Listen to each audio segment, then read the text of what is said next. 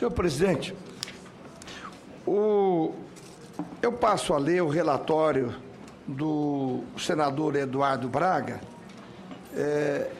sobre a mensagem número 3 de 2014, mensagem número 589 de 2013, na origem, que encaminha ao Senado Federal a programação monetária para o quarto trimestre de 2013.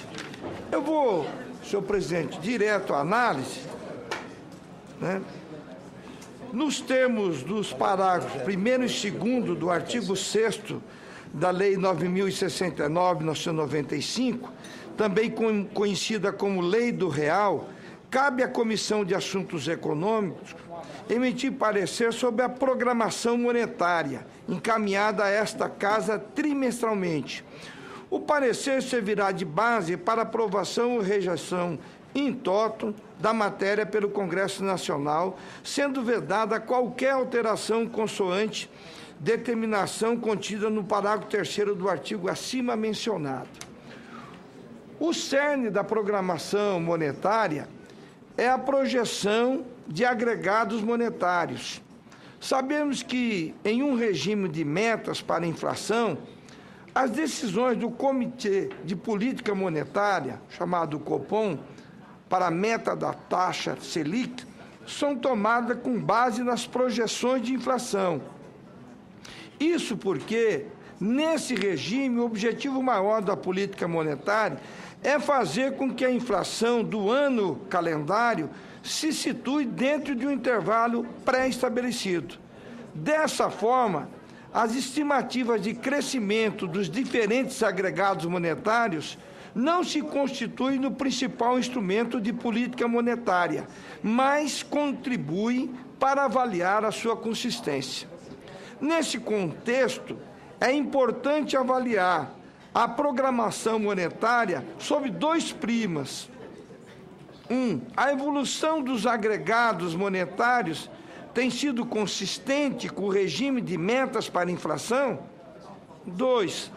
As metas para expansão monetária são consistentes para a estabilidade de preços? Sobre os valores ocorridos, a programação monetária compara aqueles efetivamente observados no segundo trimestre de 2013, bem como para julho e agosto, dados de que dispunham até então, com os projetados na programação anterior. Observa-se, em primeiro lugar, que os valores ocorridos estiverem sempre dentro do intervalo de confiança da projeção. Assim, por exemplo, previa-se que o M4 no final de agosto estaria entre 3,7 e 5 trilhões.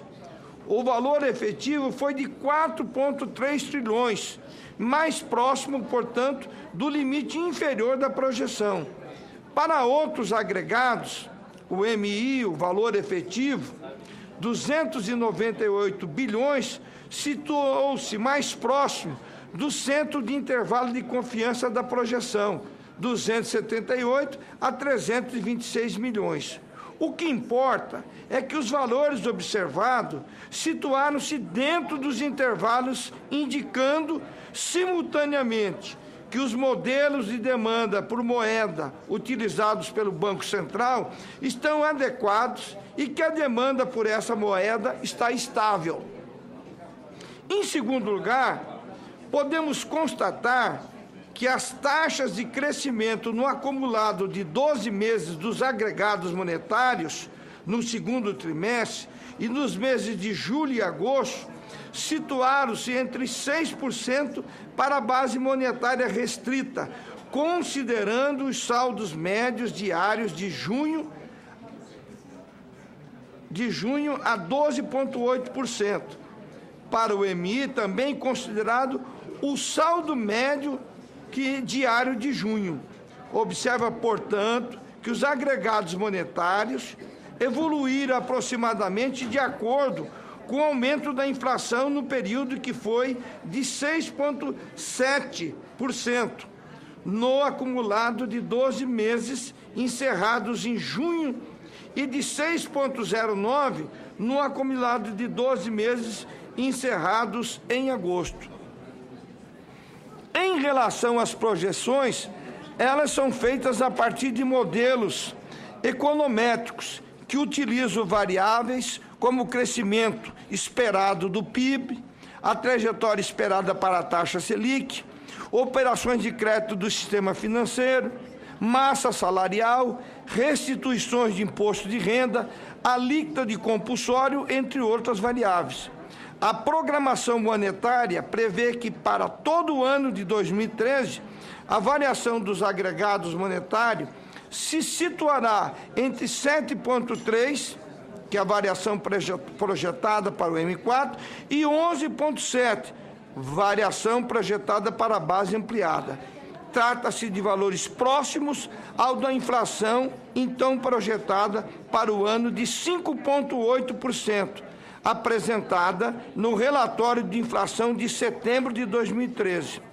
O fato de os agregados monetários crescerem a taxa pouco mais alta que as comuns no curto prazo, e em segundo lugar, porque parte do aumento projetado para os agregados monetários está associado ao aumento de demanda por moeda decorrente do aumento do PIB real. Merece também destaque o fato de que a relação M4 versus PIB ter se estabilizado ao longo de 2013, inclusive considerando-se os valores projetados para o último trimestre do ano, o que indica não estar havendo descontrole do agregado monetário mais amplo.